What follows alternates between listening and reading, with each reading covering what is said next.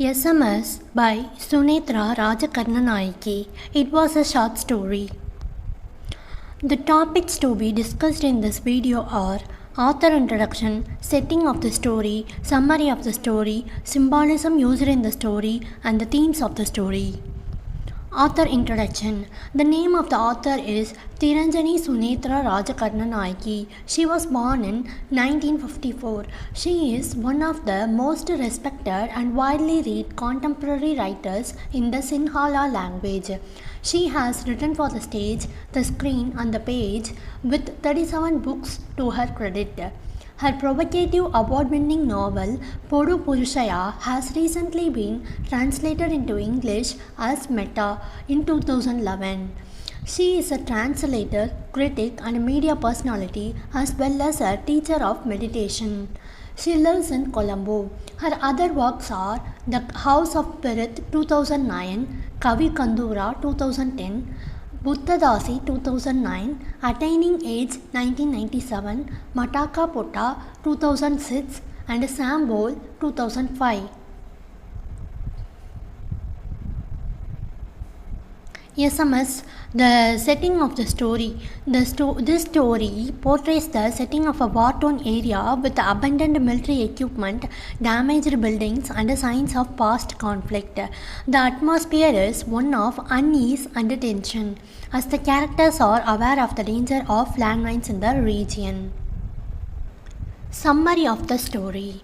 The narrator was traveling from Kilinochchi to Vadamarachi along with her other people, Vimal, who was the driver of the narrator, and also Charles, also traveling along with her. The narrator was traveling from Kilinochchi to Vadamarachi, and on the way, she noticed several remnants of the war-torn landscape, including an abandoned military tank and railway carriages.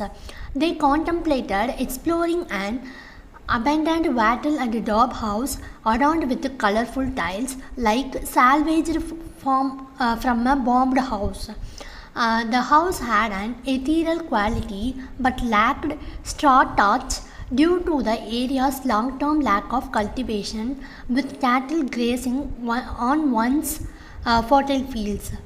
Charles mentioned that the area had been cleared of landmines for the second time but showed no signs of a village existence. Next, the narrator described these two individuals. The narrator and the Charles were on a separate trips to the Vani region. Charles is representing an international organization with experience in defusing landmines, while the narrator is on a temporary consultancy. Upon arriving in Vavunia, they both observe signs of military order and an unfamiliar language, making them making them feel like outsider. The narrator sent a message to their lover, a member of parliament, and proceed to the Omantai checkpoint, where they experience a long wait. The LTTE's speed limit rule affects both LTTE members and the civilian traveling from Colombo, causing weariness among the passengers.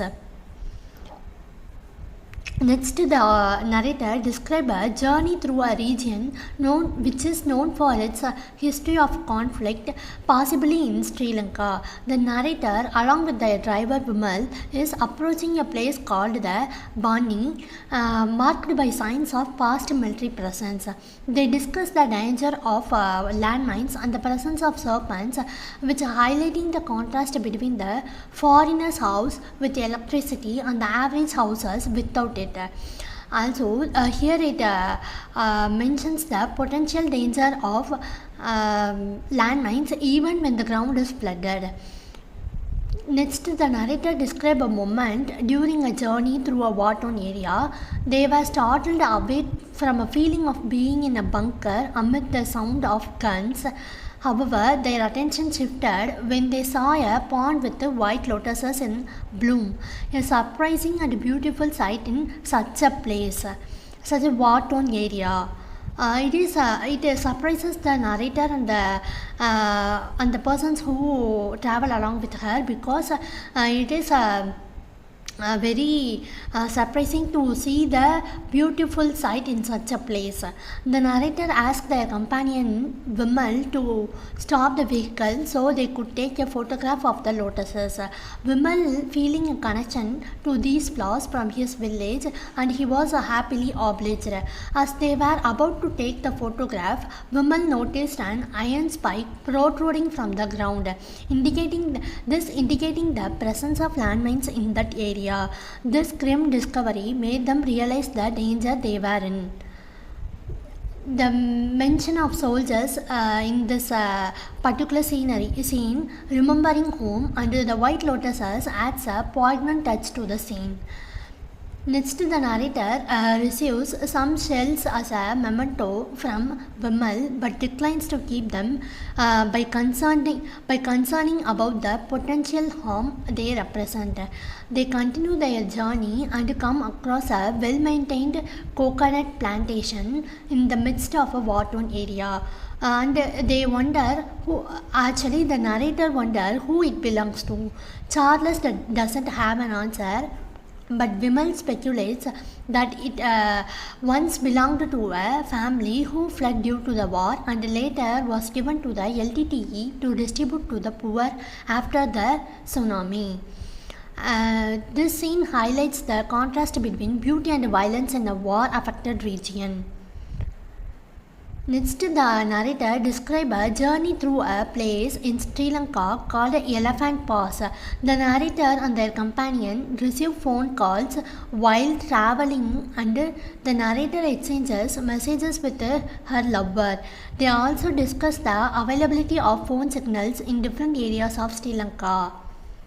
The journey takes them to a desolate area with shrubs and the remains of what used to be houses and paddy fields.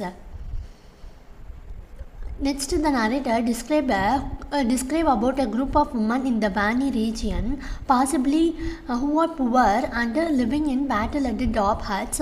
They were involved in dangerous work.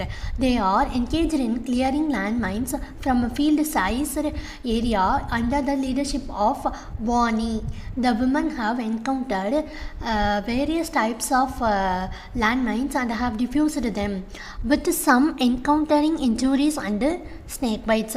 Charles, who works for an international organization, provide them with protective gear. The challenging condition, including extreme heat and the need to clear small areas meticulously, are highlighted here. Next, the narrator describes a scene where the narrator encounters a group of female workers in a protected forest area. That area is marked with the red lacquer painted tape and post. The workers take a drink break, and their inspector Edward Master arrives on a motorcycle. The women wearing helmets introduce themselves to the narrator, who struggles with a limited knowledge of Tamil. One of the women asks about the pottu on her forehead, but the narrator can't explain fully due to the language barriers. They share a cold red colored drink, and one woman named Amrita becomes friendly with the narrator. She is complimenting her soft hands and her Indian skirt with embroidery and mirror work. When asked about their job, the narrator proudly claims to be a writer, artist and dancer, which amuses other people who present there, including Charles, Vimal, Edward Master and the young women. Next, at last, the narrator describes about Charles, who is capturing the moment with a group of people, including Pushpam, who may have been a former LTT cadre and who walks with a limp. The group consists of young adults, with Pushpam being the exception at 35 years old. She is the one who is below 35 years old. The author and Charles interact with the group, and the author writes a message in the visitor's book expressing a wish for peace and prosperity in that land. Charles also offers to help with the group's need in Tamil. One specific issue mentioned at last is Puspam's ill-fitting shoes, which, if reported earlier, could have been replaced. At last, the story touches on themes of resilience, recovery, and the enduring impact of war on a community. It also highlights the power of human connection and the ability to find moments of joy and hope even in the midst of our adversity. Symbolisms used in the story. Actually, this story uses symbolism such as white lotuses blooming in a pond amidst the war-torn landscape. It is used to convey hope and resilience in the face of adversity. The next symbolism is the women clearing landmines also symbolize the efforts to rebuild and make the land safe again. Themes of the story. Actually, this story touches on the themes of war, peace, resilience, and the human capacity to find moments of happiness and connection in challenging circumstances. It also hints at the impact of conflict on individuals and community. Thank you.